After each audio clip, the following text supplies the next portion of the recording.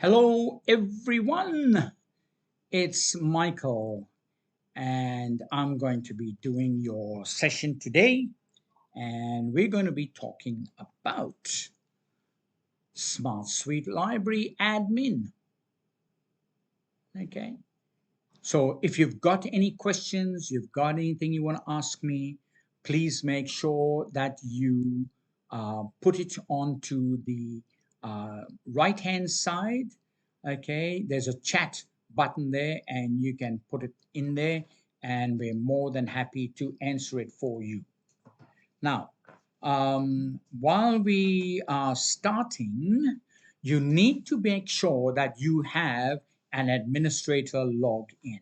Okay, so if you got the administrator logged in, you will be able to log into the system and do everything we are going to be doing. If you don't have administrator login, then obviously that's not possible. Okay, so administrator login is very, very important. And you go to the top right hand side of your screen.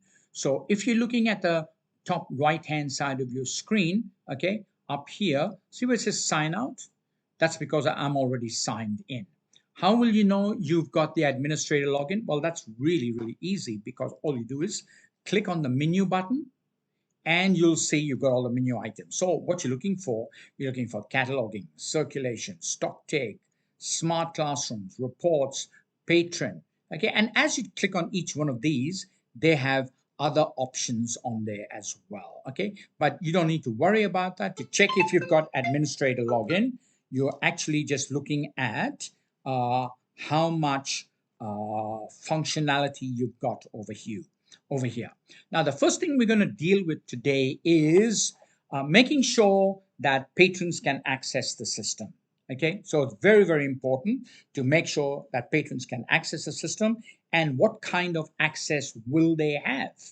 All right, so before we go anywhere, the first thing that you need to do is you need to set up all your authority files that are important for patrons. So, what authority files are we talking about? Essentially, there is two very important ones. Okay, so let's have a look at that. You go to menu, you come down to configuration, and you go to the authority file. And of course, that's where everything with the authority files are. So if you can't get here, you're not logged in as the administrator. So you go to the authority file, and the first authority file we're going to look for, they're all alphabetic. It only shows you audience because you have to click that to see the list of them. The first one that we're going to talk about is the class grade. In other words, the year level of the student. Okay, are they in year 1, 2, 3, 4, 5, 6, right through to 12? Okay, and then after that you'll have others. So let's have a look at that.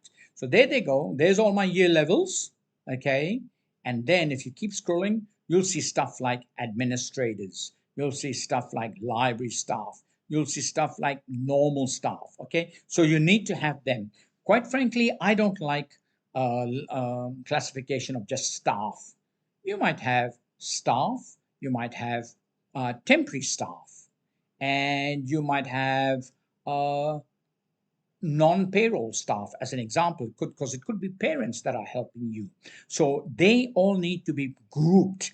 If you just group them all as staff, then when you come to do other administrative things based on the kind of membership they have to your library, you can't just apply to all staff. You want to go into all, to temp staff, okay, and so forth and so on. All right. So you need to make sure that everyone's in there. How do you put someone in there? All right, so let me go and let's say I've got year sevens, but I've got also a year 7A group. Okay, so all you need to do is just put that and just go plus. And that's how you create the entry. Now, there's a whole bunch of other information you need to put in here.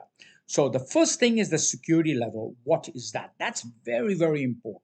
Okay, because we do some amazing stuff with that security level. Okay, and what you do in that case is if it's a year 7, it should be a 7. If it's a year 9, it should be a 9. If it's a year 10, it should be a 10. If it's a year 1, it should be a 1. So it corresponds to their year level. Okay, what does that do? So let's say for argument's sake, I'm a P-12 school and I've got some resources here, and really it's only for senior school, which is year 8 and above. So if I said year 7s can only have a security of 7, they can borrow any material that has a security clearance of 7 or below. Okay, so they'll never be able to get senior fiction.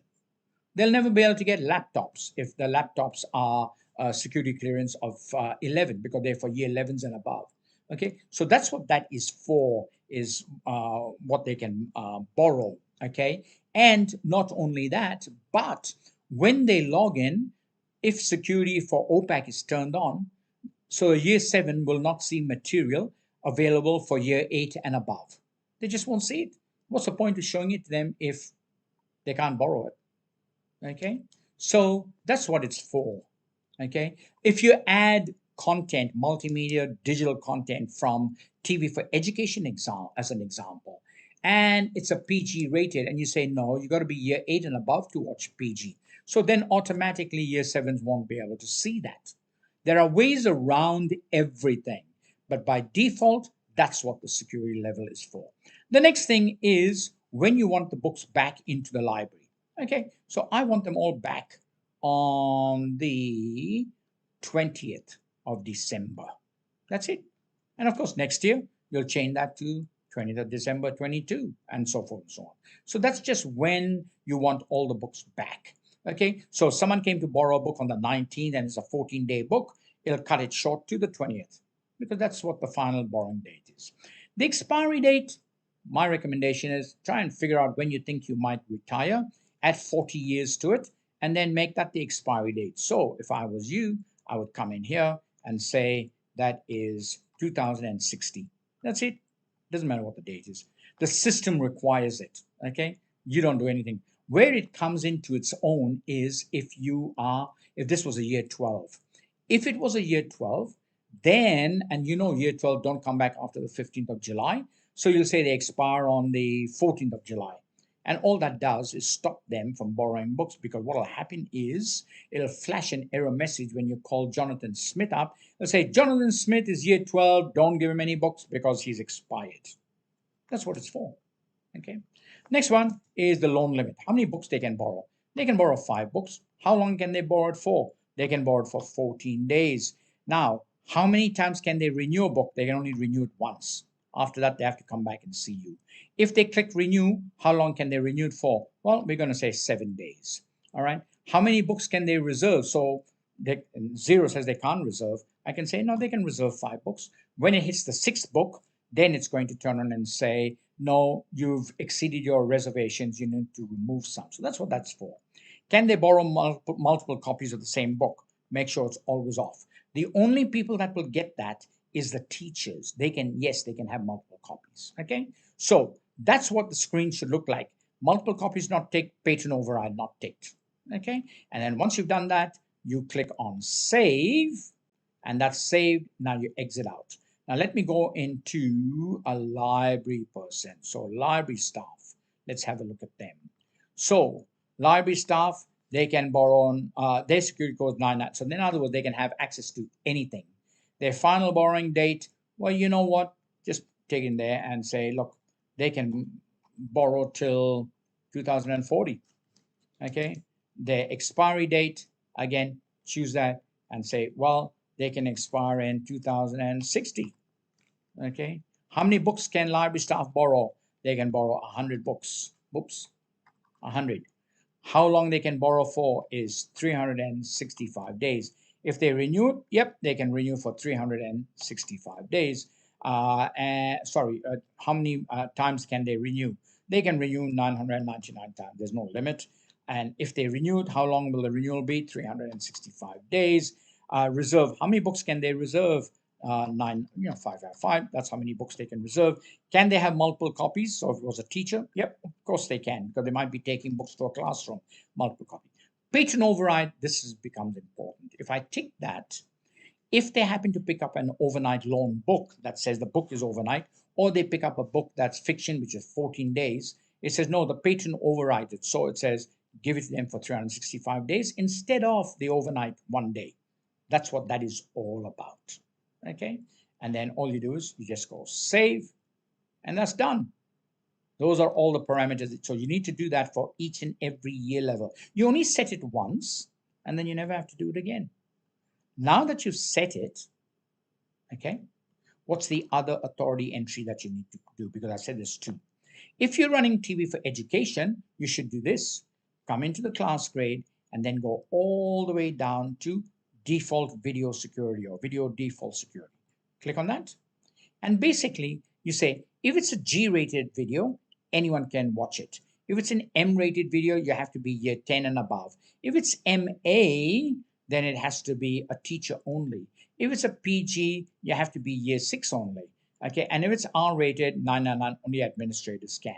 What that means is that every time you go to TV for Education and you add a video, then but depending on the classification of the video, okay, that will be the security number against it, and you have to be a student of at least that number to be able to watch that. Okay, so those are two things you need to get out of the way. Now, how do I add patrons? That's easy. There's two ways to do it. The easiest way is menu, patron, and patron management.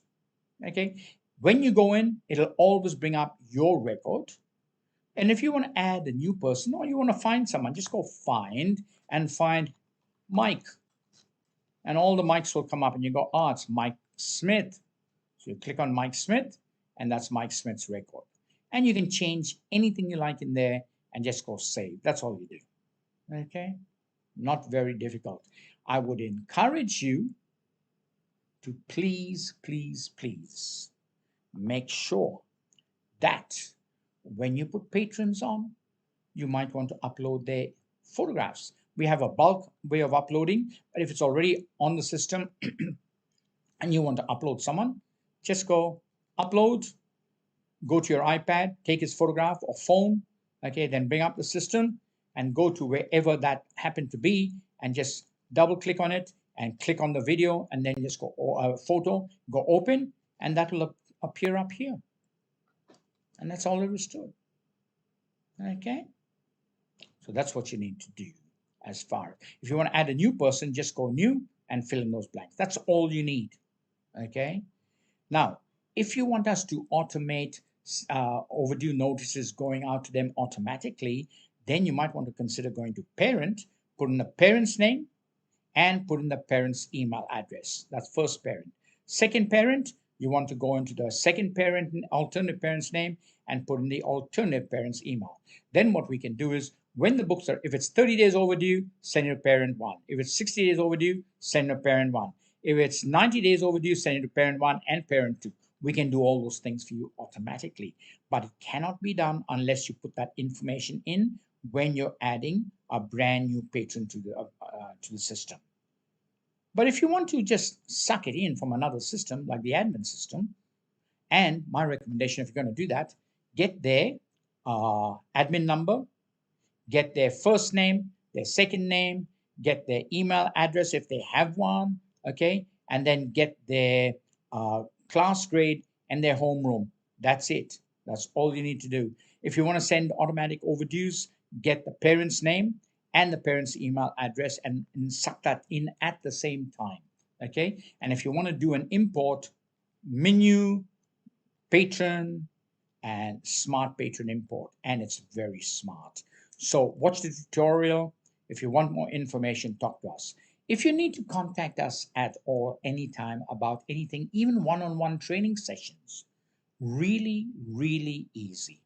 All you need to do is click on menu, click on mailbox, and then in the mailbox, create a ticket, and that's where you'll put in, the subject is, I need training on SKIS cataloging, and the message will be, I'm available on Mondays, Tuesdays, and Fridays between 2 and 5 o'clock, and this is my number, please ring me to organize this. That's what you put in the message, and then all you do is you go send.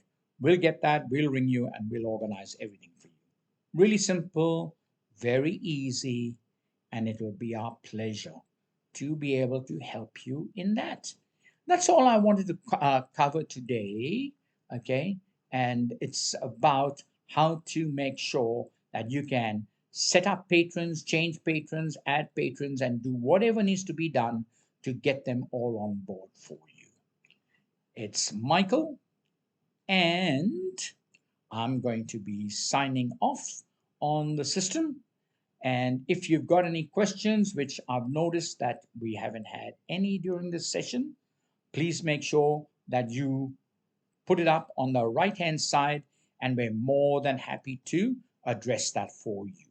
Okay, so thank you very much for working with us and giving us this opportunity to be able to show you everything about patron and patron importing.